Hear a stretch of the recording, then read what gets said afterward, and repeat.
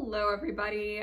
For those of you who don't know me, my name's Kelsey. I work here at the reference department at the Cumberland Public Library, and I am so excited to be starting off this year's Summer Book Buzz series. So for this series, every week I'm basically going to be going over some new book releases with you guys. So for this week, since it's the start of summer, I figured I'd go with a beach reads theme. Okay, so our first beach read for the day is The Newcomer by Mary Kay Andrews. This story follows the character Letty and her 4-year-old niece Maya. Two of them are actually on the run. That's how the story begins, because Letty has discovered her sister Tanya and Maya's mother murdered. She suspects that Tanya's ex and Maya's biological father, Evan, is the one who's committed the murder, and now she is afraid that he may be after her and Maya. So they run away to a beach town in Florida, where they seek refuge at the Murmuring Surf Motel. So all Letty does, basically, all she wants is to make a new home for Maya here at the motel to kind of start over, but she has a really hard time fitting in because the motel is basically home to this group of people who have been there for years. They spend their winters there, and they're all kind of very suspicious of her, the newcomer.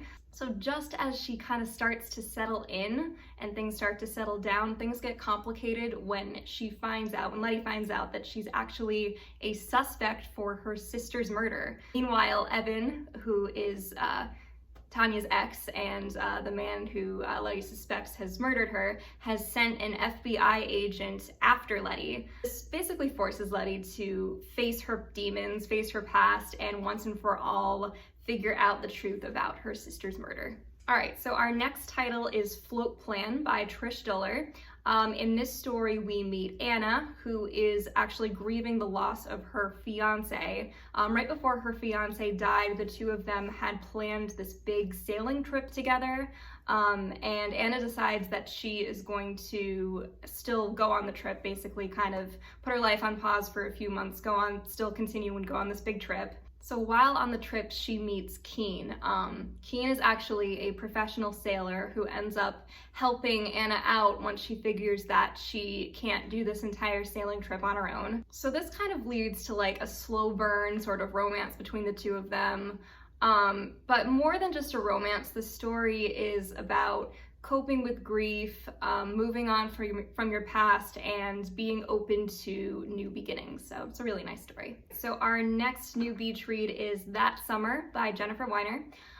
So this story follows Daisy, who's this suburban mother who's kind of unsatisfied with her life. She's finding it kind of boring. But then she starts accidentally receiving emails for someone named Diana, whose email address is actually just like one letter off from her own. And so through these accidental emails, Daisy kind of gets a glimpse into Diana's life and kind of realizes that her life is way different from her own, and that she's this like prestigious and powerful businesswoman, and she just becomes really, really intrigued by this glimpse that she's gotten into Diana's life. So Daisy contacts Diana, and the two of them decide to meet, and they kind of develop a friendship. And as they get to know each other, we kind of see flashbacks to Diana's past, and specifically this one summer that she spent in Cape Cod when she was younger. And as the story goes on, we kind of see that the two of them, the two characters, have this connection that runs